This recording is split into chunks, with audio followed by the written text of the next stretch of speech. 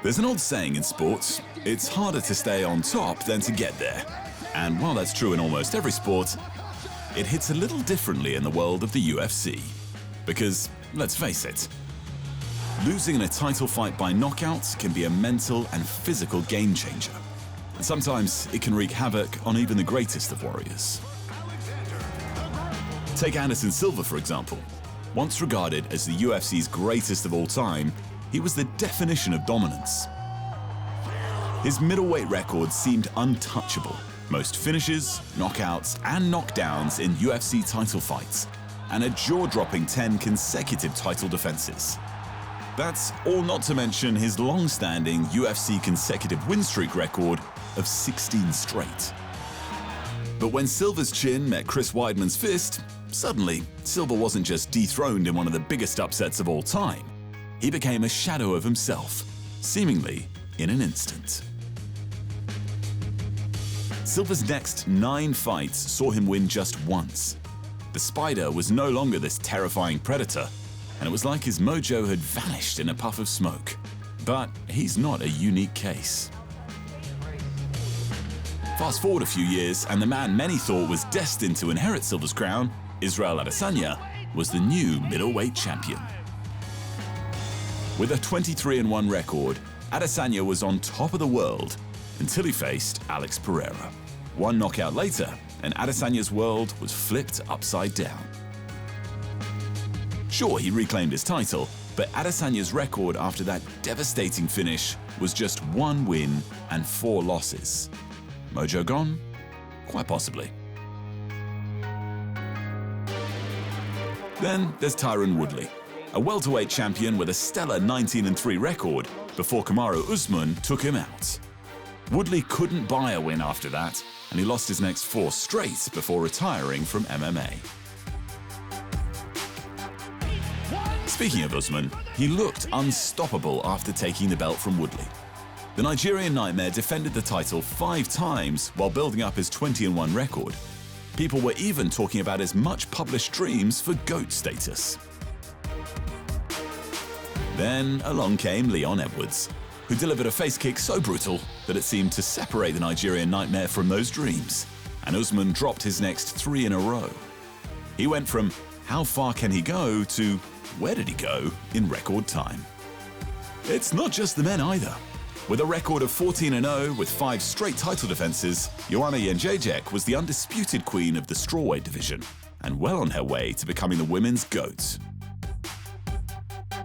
Then, Rose Namajunas cleaned her clock in a shocking upset, and what followed was an all-too-familiar descent. The previously undefeated Jędrzejczyk went just 2-5 in her next 7 fights, and soon after, she also retired. And then there's Tony Ferguson. He was the man to dethrone Khabib Nurmagomedov, right? 25-3, the interim lightweight champion, a 12-fight win streak. The hype was as high as it gets. But then along came Justin Gaethje, and Ferguson got absolutely annihilated for 5 rounds. And then he got smashed in his following 8 fights straight. He didn't win a single one. Becoming a UFC champion is no easy feat. But as we've seen time and time again, sometimes champs can lose more than just the title when they get knocked out. Dricus du Plessis put on his most dominant title performance yet to make it 2 for 2 against Sean Strickland in the bloody main event of UFC 312. This time, the middleweight champ earned a unanimous decision after another 25 minutes of action to give himself some exciting options. While du Plessis patiently chipped away at Strickland's defense and both fighters were bleeding after 2 rounds, the crowd was growing restless until Strickland's nose began gushing blood. Du Plessis went for the finish and Strickland survived, but he couldn't halt du Plessis' march to victory. I want to share the octagon with Alex Pereira. I want to beat that guy. I've beaten Israel Adesanya, who's beaten him. I know I can beat him at light heavyweight 100%, began du Plessis after the win. But Khamzat Chimaev is next. Khamzat is next. Du Plessis has his sights set on the former middle and current light heavyweight champion Alex Pereira. but he made it clear that Khamzat Chimaev is the fight that has to happen before he moves up to light heavyweight. The still undefeated Chimaev has been long touted as the next champion, which is why DDP, who has explicitly stated that he wants to be remembered as the middleweight GOAT, is so intent on securing a win over him before moving on to Pereira. Making sure that there is no question that I'm the best middleweight is the priority, and then going up, clarified DDP. I'm not rushing that my next fight is Alex Pereira. No, I want Khamzat next.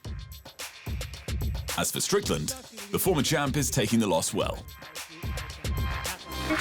Dricus, hats off, Strickland said in the video on his Instagram account. Hell of a fight. Broke my nose in like 6 places. Silver lining, my nose is so broken it's easy to reset. That was a new experience. With 2 losses to the champ now, Strickland will be a long way from getting another shot at the belt so long as DDP is the man holding it. In the meantime, he could seek out a Fight Night main event rematch with Israel Adesanya. But to mix it up, a bout with fellow former champion Robert Whittaker could be more fun, as they've never fought each other and both want to stay in the hunt for gold. In the co-main event, Zhang Weili defended her strawweight title with a dominant performance over challenger Tatiana Suarez. Despite being the underdog, Zhang shut down Suarez and won every round but the first to take the unanimous decision. Suarez found success early with her usual wrestling game until the edge of the cage opened a gash on her knee. She seemed rattled by that, and then Zhang brought Suarez's momentum to a screeching halt before rocking her in the third with a huge right hand. After that, it was all one-way traffic.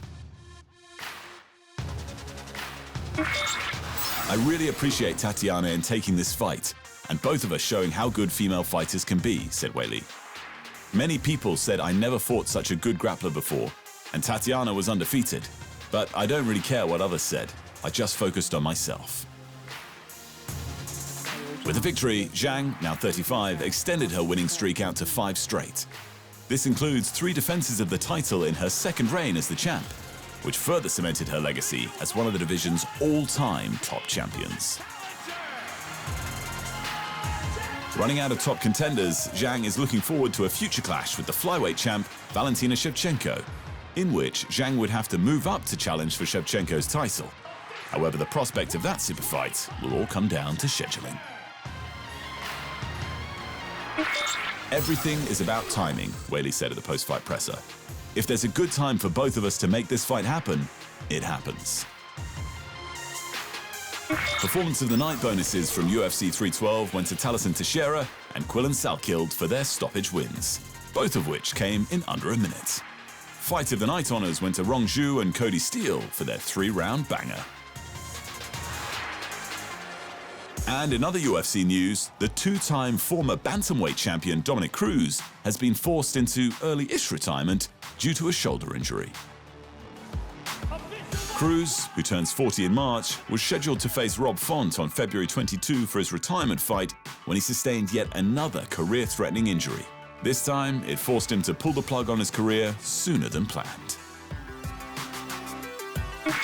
Who's been more injured than this guy in his career? It's fascinating, said UFC CEO Dana White. And the mental drive to just want to keep coming back and trying again and again and again after so many surgeries and so many injuries, you've got to give it to him. It's a bittersweet ending for Cruz, whose career was marred by injuries but still filled with accomplishments. In particular, the Dominator was the final WEC Bantamweight champion before becoming the first ever UFC Bantamweight champion, which he then won twice.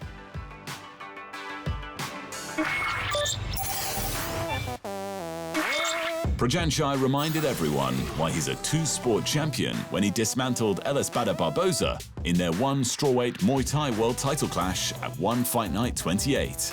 With pinpoint accuracy, Projanchai left Barboza battered after 4 rounds of relentless punishment. The defending champion's elbows and punches took a toll on El Jefe, who looked beaten by the end of round 3. The fight reached its tipping point in round 4 when Projanchai's elbow opened a deep gash on Barboza's eye. The ref called for the ringside doctor to take a look, but Projanchai didn't need the confirmation.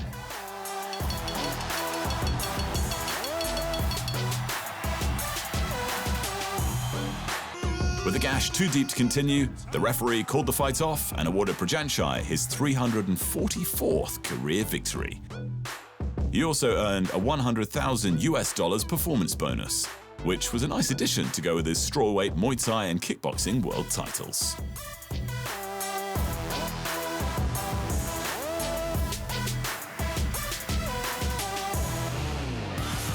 In other highlights from the card, Kongtorani disrupted Nong-O's rhythm with kicks and elbows to keep the veteran on the defensive. Nong-O rallied in the second, but Kongtorani regained control to earn the split decision. Zhang Lipeng delivered a dominant performance in his catchweight MMA matchup with Hiroyuki Tetsuka. With Chris boxing, the Warrior dropped Tetsuka with a surprise left hook.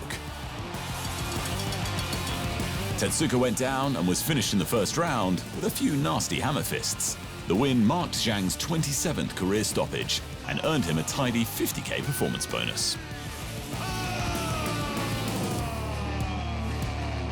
And Felipe Lobo followed up his thrilling knockout victory over Samapet Fairtex in their 2023 bout with an even more dominant performance in their Muay Thai rematch. This time, the Demolition Man dropped Samapet 4 times to secure the TKO.